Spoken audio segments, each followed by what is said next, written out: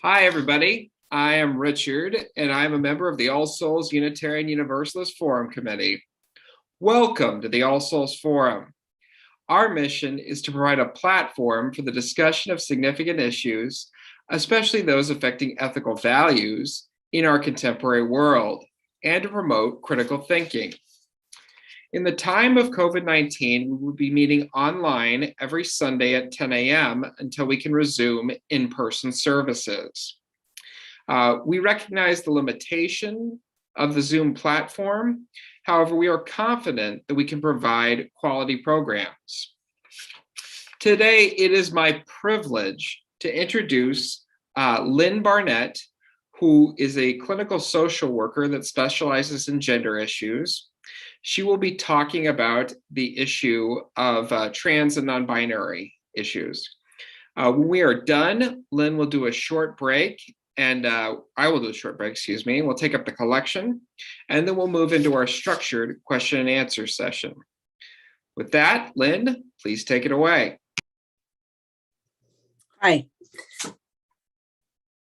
I'd like to start by talking about what transgender is.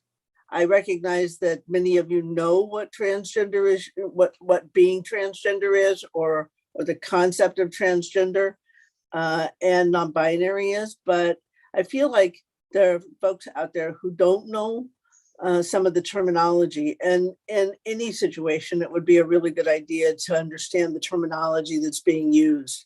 So I'm going to start there. And then we're going to talk about other issues, including children and adults and the community and resources. And hopefully by the time we're done, we'll have a better idea of what standing up for the transgender and non-binary community really means. So let's start. The first term is gender identity. And gender identity refers to someone's internal sense of being a male or a female or neither or both. And there are people who in our world who don't necessarily identify as being male or female, or sometimes they consider themselves being sometimes male and sometimes female. The term AMAB or AFAB you might see out there means assigned male or female at birth. And it refers to the sex that the child is assigned based on their chromosomes or their anatomy or their hormones. And that's what assigned female or male at birth means. There was a term used before that was male to female or female to male, and it really was very uncomfortable for a lot of people who were transgender. So this term, assigned female or assigned male at birth, is a much better term, much more up-to-date term. A transgender person is somebody whose gender identity does not match with their sex that they were assigned at birth. While a non-binary person or a person who is non-conforming is somebody who identifies somewhere on the spectrum between male and female, maybe on one end, maybe on the other, somewhere in the middle. Another term that I know about is genderqueer. That's another term that's used. And a lot of people have a hard time with sexual orientation. Sexual orientation refers to the person, the gender or the person that somebody is sexually attracted to. And being transgender and being having a sexual orientation are not synonymous. They're different. So one can see themselves as they can identify as being transgender, but be sexually attracted to somebody of the same gender, a different gender. Another person is transgender or non-binary. So they're not the same.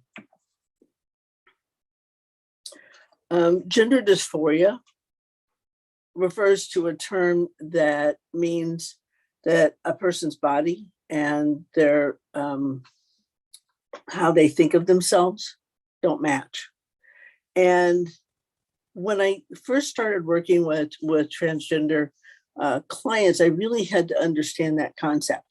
And the way that I did that in my head was that I thought, I feel like I'm 32 years old, and I feel like I weigh about 118 in my head.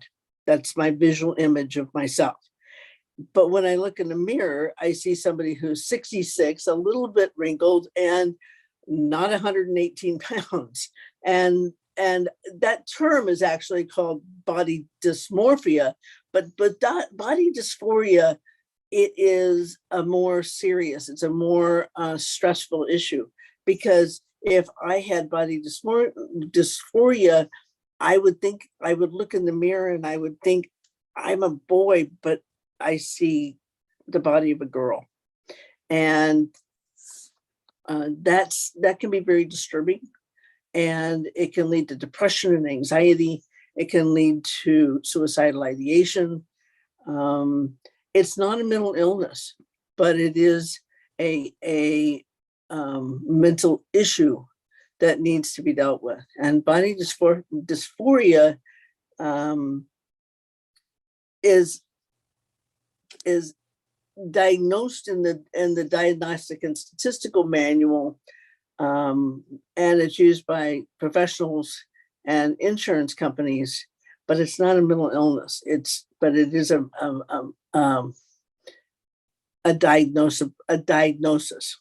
And when I work with people who are transgender, I will give them that diagnosis so they can go to a clinic or a hospital and be treated.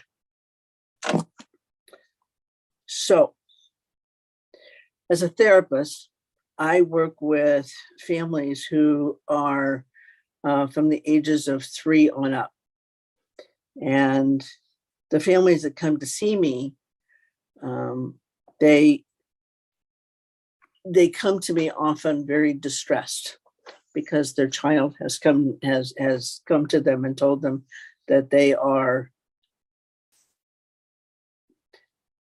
dysphoric, or they have a 3 or a 4 or a 10-year-old who is saying that they are a girl and they were assigned a boy at birth. And the parents very often will come to me and they will be very disturbed by this, and they're often reeling. And the first thing I tell them is to breathe, so that they can begin to that process of talking about the issue. When young children come to my office and they are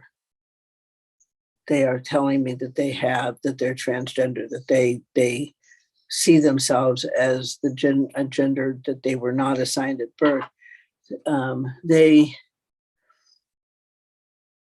they're a lot more relaxed than the parents are.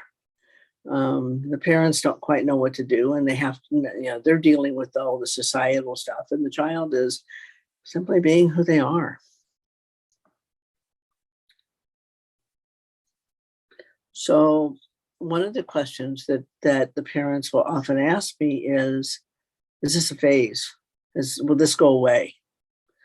And what I tell them is that if the child is consistent in their assertion that they are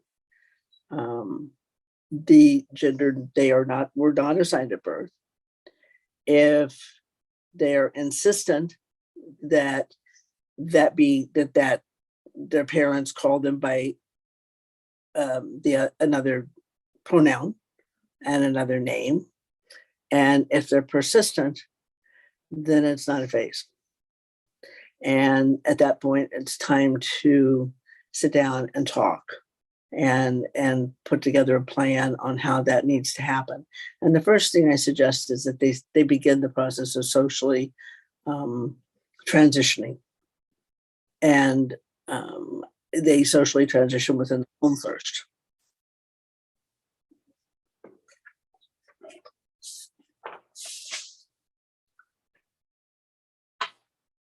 I use the example of my son when I talk about this, because my son came to us as a little girl from China at the age of 1.5. But by the age of 5, Isaac was already insisting that he was a boy and wanting to wear boy clothes and wanting to do boy things and not wanting to wear dresses or play with dolls or he wanted to play basketball, and he wanted to play basketball pretty aggressively. And he often would get into games of basketball with adults and would win. We were really kind of dubious about this because he had been born in China, and we were a little concerned that maybe the experience of having been born in China was part of this issue. So we kept an eye on what was going on.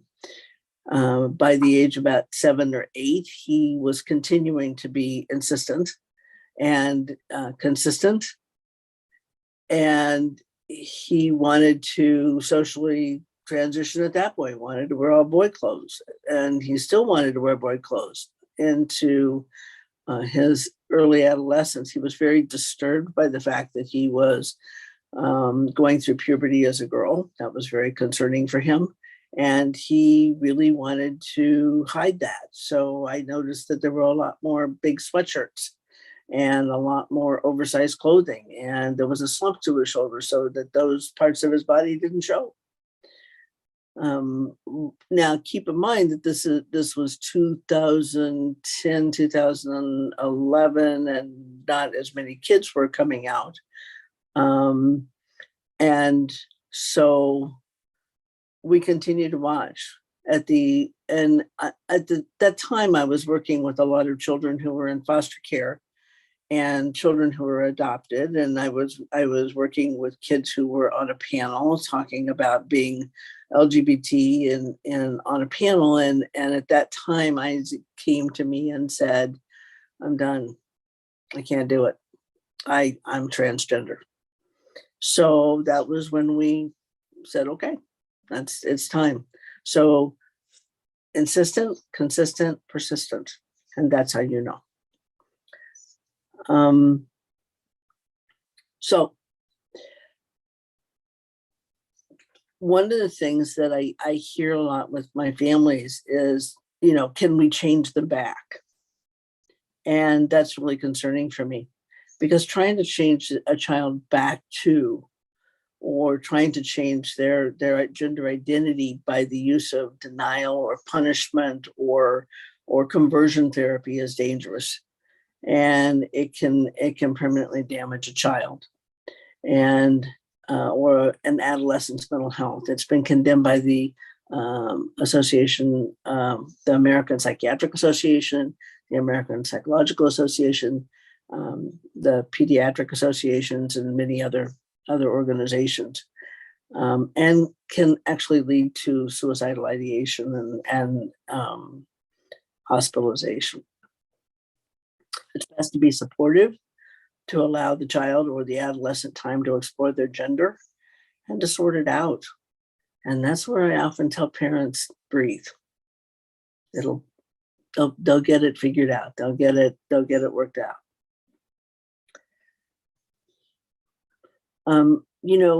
The concept of exploring somebody's gender is right now particularly similar to kids who are dyeing their hair or wearing different clothes and that kind of thing. I think if we try to push and try to pull them back and make them conform, it doesn't help. And if we allow our kids to just explore naturally, they work it out, they figure it out. And if they're transgender, they're going to continue to be transgender. And if that's where they are, then being supportive is going to be the best help we can give them. And I say that a lot. So talk a little bit about being an ally to our community. our transgender community. How's the best way to be an ally to somebody who comes out to you as transgender or gender non-binary? I thought about this, and I thought about the best way to go about doing that. I think the first thing we have to do is listen, and just listen to what's being said, and let your friend talk, or let your child talk, or let your brother talk, or your uncle, or your cousin, or this person you've never met before. Just let them talk. Let them tell you who they are. Ask them if they have a name that they want you to call them, and ask what pronouns they prefer, and then use them. Don't out a person to other people. And because this is their story, this is them, they get the opportunity to tell people who they are. And allow your friends, or your friend or your relative to come out to people in their own time. If you know somebody who's transgender and you knew them from before, don't talk about them to other people as, well, this is my friend George, he used to be Mary. Just introduce your friend. Introduce your friend as Mary. They use they, them, or they use he, she, her pronouns. And of course, if you hear somebody talking in a derogatory manner, it's a really good idea to step up and advocate for that person. You would want them to do that for you. Another thing that I think is really important is learning about the concerns of the transgender and gender non-binary community. The more you know, the more you can be an advocate. And we all need advocates in this world.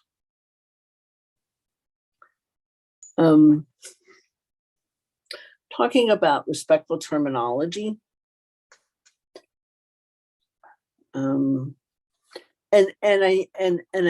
thought about this a great deal, because when we as human beings are taught to look at somebody and figure out whether they're male, female, white, black, Hispanic, I mean, we use our eyes, we use our own way of figuring out who somebody is by the way they look. But gender is a little trickier than that, because people don't always, trans women don't always dress like women, and trans men don't always dress like typical men, and people who are non-binary have their own style. They have their own way of being. So it's really important when you don't know what to call somebody, that you ask them, what are your pronouns? I ask children what their pronouns the minute they walk in the door, every child, because I don't know. I say, what's your name? What are your pronouns? I do that with teenagers. What's your name? What are your pronouns? Because I want them to tell me, so that I can use the name and the pronoun that they prefer, that they see themselves as. And that's a really important piece, because people will tell you who they are and what terminology to use.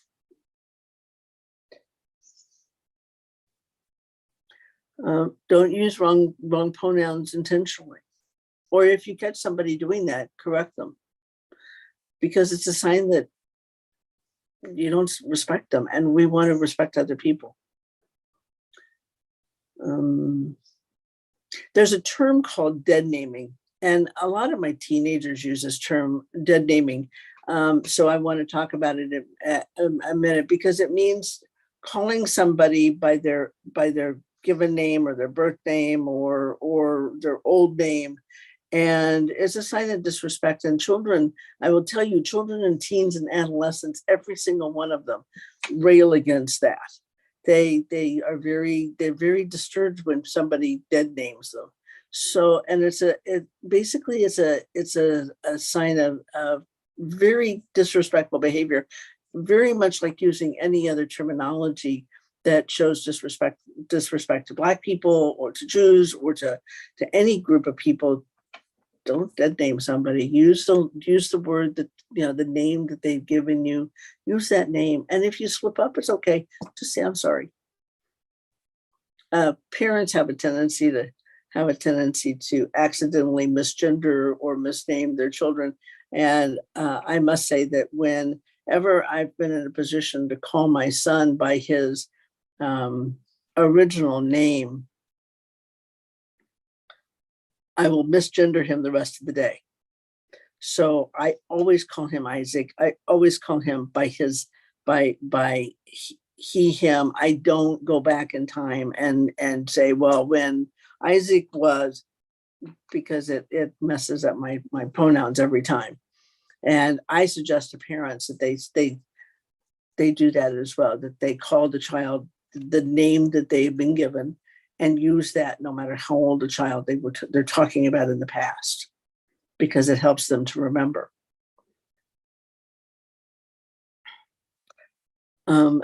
Be gender inclusive. When I was talking to my wife this morning about this, we were trying to figure out how to change from when you're addressing an audience, we don't want to say ladies and gentlemen anymore, because we don't know what our audience is. So we say friends, or we say hello. We don't use ladies and gentlemen anymore because we want to be inclusive. And we were talking about the use of ma'am and sir and as a way of being respectful, but those terms are no longer helpful, because you don't know if you're calling somebody ma'am and they're a sir, or a sir and they're a ma'am, or they're not either. So that's really important that we pay attention to that. And as I looked it up, I realized that just not using those terms and using a person's name is more acceptable.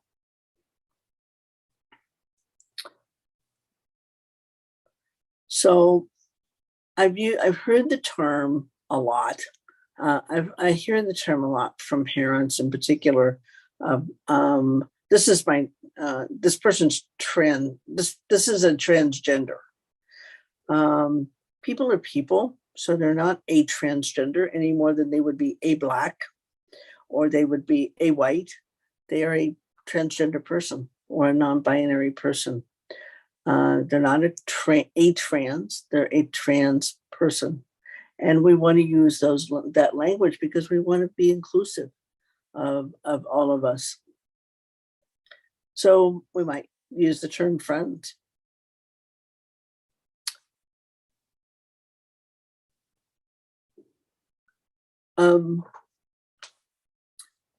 So I have a story to tell you. And this is going to relate to a lot of people that I'm talking to today, because we are learning. I'm in my 60s, and many of us are in their 40s and 50s and 60s. So we didn't grow up with this concept. But my mom, who was 93, was on a video call one day with the Sierra Club, and I happened to be there. And the moderator of the group said, would everybody please introduce themselves using their name and their pronouns? And my mom kind of looked up at me like, okay, what does that mean? And I said, what are your pronouns? Because I didn't want to, think otherwise. And so she said, my pronouns are she, her. I said, yes. And that's it. I said, that's what you say. Many of you are going to hear that question. People, at some point, somebody's going to say, and what are your pronouns? And a lot of us think in our head, well, it's obvious. It's obvious what our pronouns are.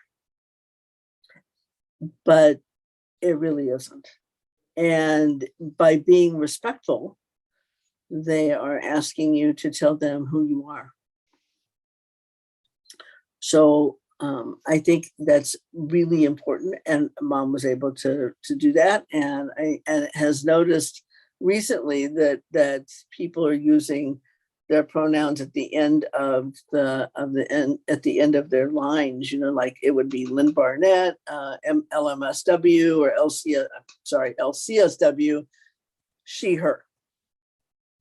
Pronouns are she, her, and a lot of people are using those, because we're now in a world where it's not necessarily obvious that we are male or female, that we might be considering ourselves to be non-binary or gender non-conforming. And we don't necessarily have that out there.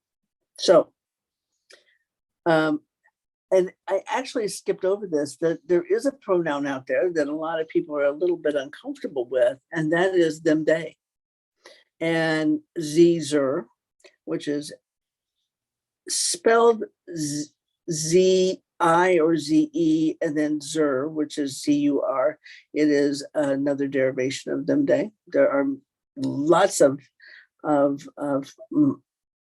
micropronouns out there that I'm learning about. But the use of them, they, for folks who are identifying as non-binary and gender non-conforming, are really important. And I had a situation where a friend of mine was saying, well, I put my foot down and I draw the line at using them, they. Well, how do you do that? I'm sorry, but I'm not going to use them, they, because that's the pronoun that you prefer. So think about that. If a person identifies as gender non-conforming or gender non-binary, and they would like you to use them, they, as their pronoun, respect that. It's hard because we grew up with them, they being plural. We grew up with referring to somebody, to a group of people as they, or a group of people as them. But this is a comfortable pronoun for people.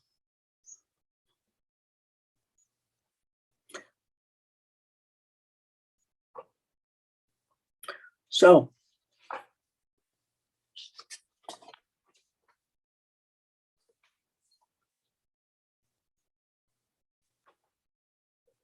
I think the most important thing is that if you respect somebody, or if you care about somebody, you're gonna use the pronoun that's going to be comfortable for them because you care about them. And even though it's uncomfortable and we don't, we're not used to it,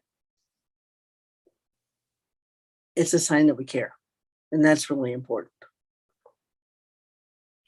We're living in a world where our children and our grandchildren are growing up with transgender and gender non-binary friends, siblings, relatives. I would guess that many of you have a transgender or non-binary friend, relative, sibling. Schools are having to adjust to having gender-neutral bathrooms, gender-neutral locker rooms. And teachers and staff are having to learn how to address their gender expansive students, and sometimes their gender expansive staff members. And I suspect that many of you will be asked what your pronouns are in the near future. And we'll ask somebody else what their pronouns are and what the preferred name is, because as we become a more inclusive and accepting country, we'll see this more and more. By the way, my pronouns are she, her. Thanks. I'm happy to answer questions from anybody. All right. Thank you, Lynn. That was wonderful. We are going to do a brief break here, and we're going to get a handsome man up there to tell us about how we could do the collection. While the video is loading, I do want to remind everyone that our speaker next week is Jason Miles from Reaching Out from Within, and he's going to be talking about prison reform. Your donations tend to keep the forum strong, and we do, pay our tech people who are so nice to help us out. So if you can, please go to the link in the chat and donate. You can specify that it will go directly to the forum. And that way you can also mail your check directly to 4501 Walnut, KCMO 64111. That's that. Now we're going to move into a structured question and answer time.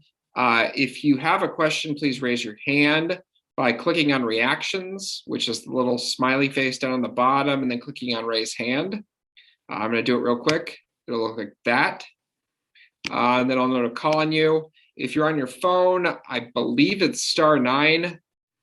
Anyway, so I'll jump in here.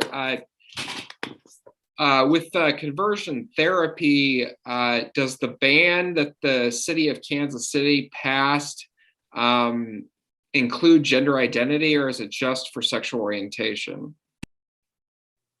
Well, I think it's sexual orientation because it's the only one that's protected, but I'm not entirely sure. I'd have to look that up and make sure.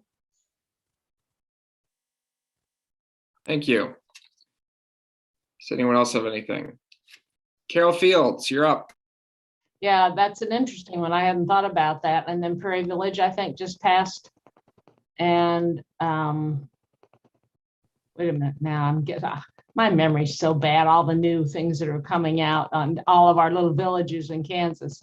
Thinking of Roland Park and Prairie Village, and they're bigger than Roland Park where we are. And so sometimes they get ahead of us, sometimes we get ahead of them on improving our diversity issues.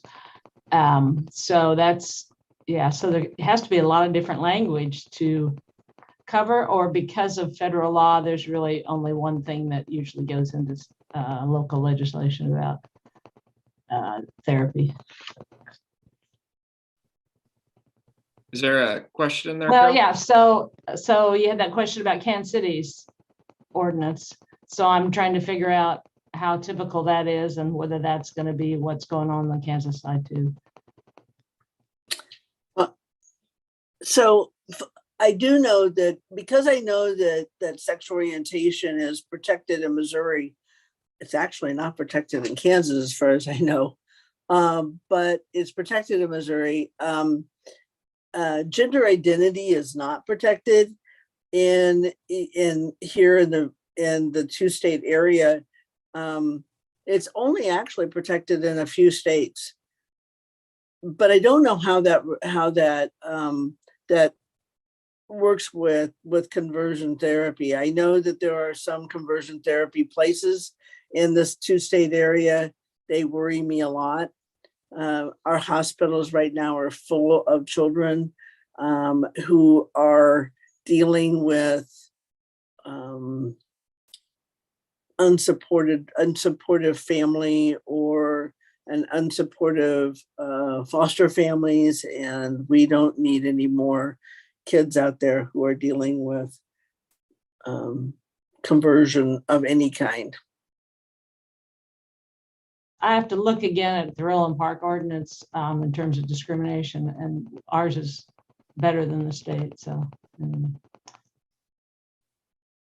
I think Prairie Village is too. yeah.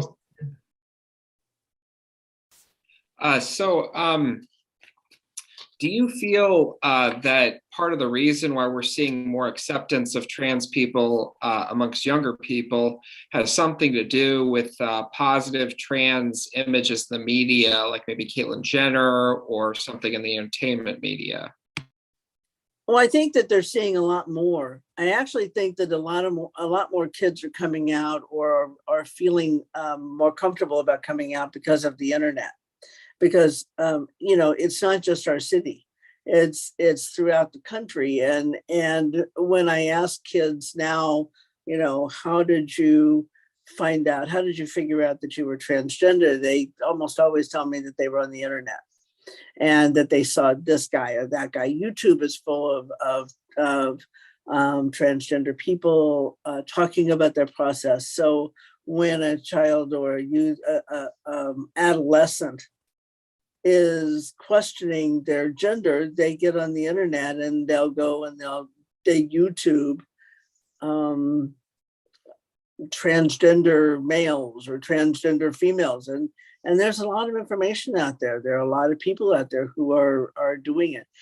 There's also more kids in school where there may not have been any transgender kids at teenagers, for example, at Olathe East. They now have several. And the same is true of the different high schools. They, the gay straight alliances and organizations in high schools and middle schools have gotten much bigger. They have teachers now who are sponsoring them. So they're finding that they're getting support in all places. Even grade schools are being more supportive of their gender expansive and transgender kids all over the country. So the more it's accepted, the more you're going to see it. We didn't, when I was a kid and I was at school, it would never have dawned on me ever to have told anybody what I thought or what I felt about my sexual orientation. I can't imagine. And the people I know who are transgender who've come out since then would never have told anybody that they were transgender because it wasn't accepted. But now it's a lot more. I think you're right about Caitlyn Jenner and other people who've come out. And there's a trans man who's come out who was in the movie Juno. And that I think a lot of transgender boys were very excited about that. So seeing their heroes and the people that they watch come out as transgender. Another area is the area of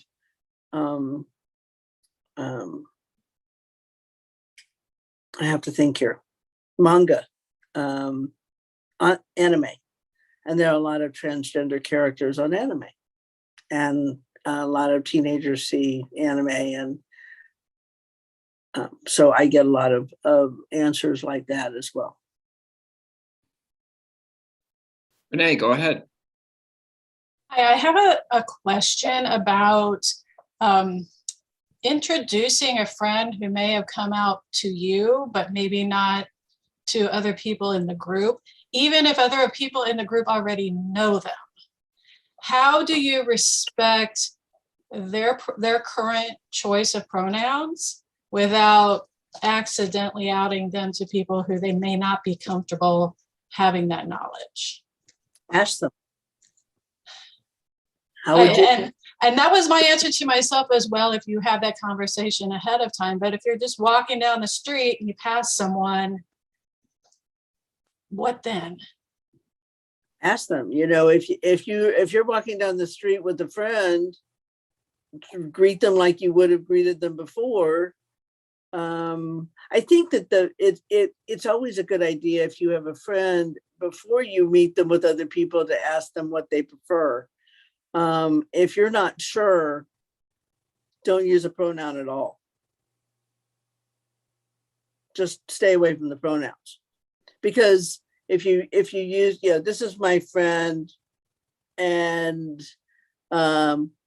she or they or he, just stay away from the pronoun. And then I think you'd be safer if they're using a name, I think it's easy to get stuck with, okay, I don't know if I should use their name either. Mm-hmm. At that point, I just say hi.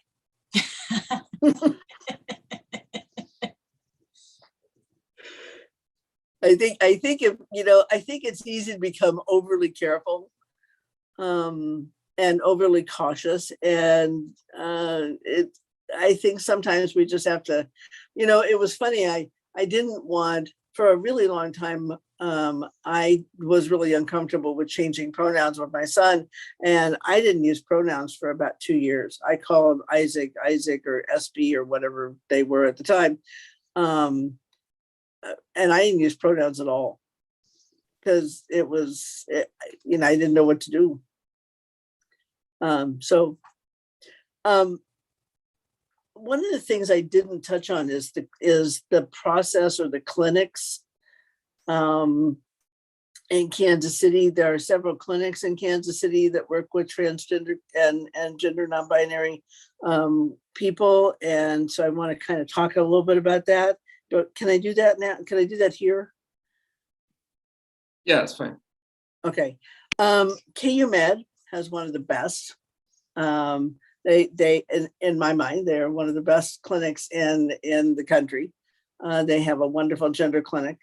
For children, Children's Mercy has their Gender Pathways Clinic, and I think they are outstanding. They do a wonderful job of working with kids and helping them through the process. They do an assessment when the child is younger, and then they kind of back up and let the child get older. And when the child is old enough, and the child and the parents and the child and the doctor have decided that they need to go on puberty blockers to stop the process temporarily of puberty, they can do that. And then they can reassess when it's time to introduce the hormone therapy, but they are wonderful about figuring out when that happens. And I leave that to them. I will refer clients, and Children's Mercy and KU Med refer clients to me every day. There's also Truman Medical Center. They have a gender clinic, and KC Care has one. And I think Planned Parenthood also prescribes hormone therapy as well. They all are outstanding organizations, and so we have great support here in the city. There's also great support in the city as far as helping parents. There's a program. There's a group called Transparent.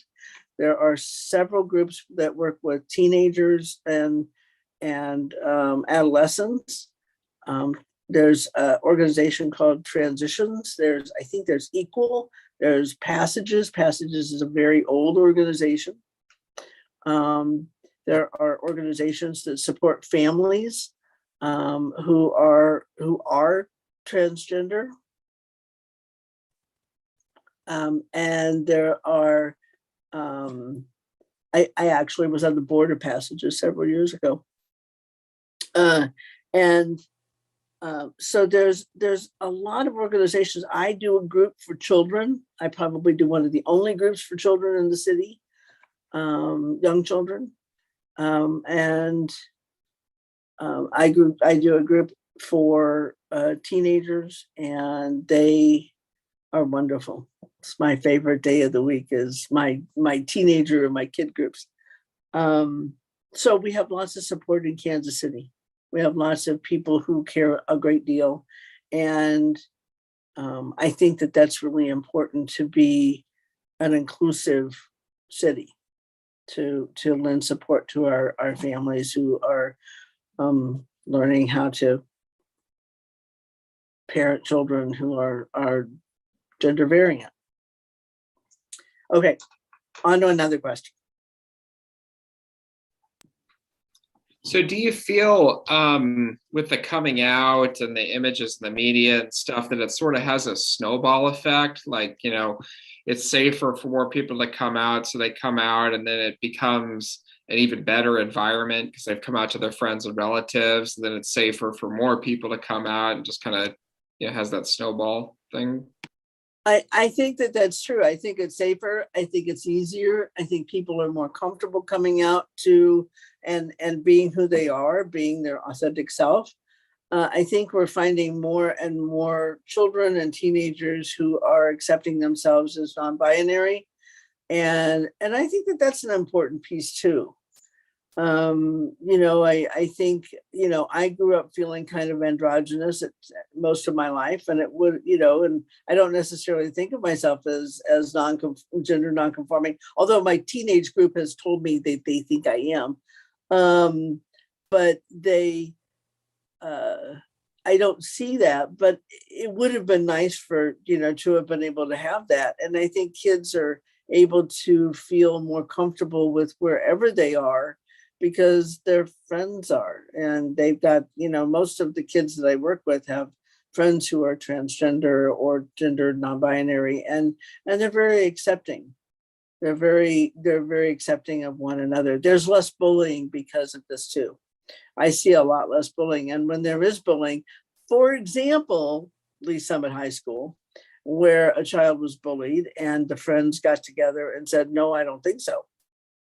And that was very exciting. That was very cool. I think that people are less, I think kids are less likely to bully kids who have a support network. Thank you. Lynn, you can now ask Lynn a question. Okay.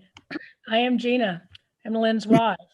I want to ask Lynn, can you go back to the cisgender part of your presentation just for a hot second? Oh, you know what? I am so glad you reminded me of that. You know what? We've been talking about transgender people, and we've been talking about gender non-conforming or gender binary people, but there's actually a term for cisgender people, for those who were born as male and identify as male, and there are people who are born as female and identify as female, and that term is called cisgender. And I think, there are folks who don't quite know what that is and feel a little uncomfortable with it, but I think it's important that we put that out there, that there's a term for folks who identify as the gender that they were born with. Thanks for asking.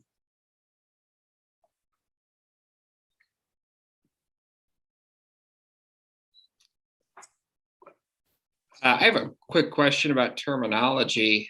You had made a comment that assigned at birth was a good way to talk about the gender they were assigned at birth. Is biological also okay, or is that a little offensive, like biological girl or something? I think biological was a term that was used back in about 2010, 2012. I belong to a couple of organizations, Gender Spectrum in particular really looks down on that term. They would prefer assigned male or assigned female at birth.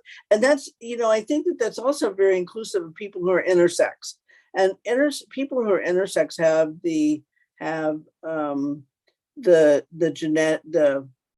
chromosomes or the genetics or the biology of both genders. And so a child might be born and assigned female at birth, and then they do the chromosomal work and they find out that the person really isn't that, they're something else. So when we say assigned male at birth or assigned female at birth, we're really saying, okay, according to these things, this is what we're calling this person, but we're also including intersex people in that. And I think it's a more cutting edge, more technically correct term. Because as we look at people, remember, we're looking at people going, okay, they've got this hair and they've got these clothes and they look like this and they look like that. And so we're going to put them in that category over here, boy, or we're going to put them in that category over here, girl. And very often when people walk into my office, I'm not sure. I'm not sure if somebody, I have a young lady, I have a person who I work with, who is on the autism spectrum and who presents, if somebody else were to see this person, they would present looking very female. Somebody else would put them in the female column, but they don't identify as female, they identify as male. And I think we as a community have to kind of back away and get away from the idea of, okay, this is what this person looks like, and instead ask the question and not assume that, okay, this person was assigned female at birth, or this person looks like this, and so they must be this.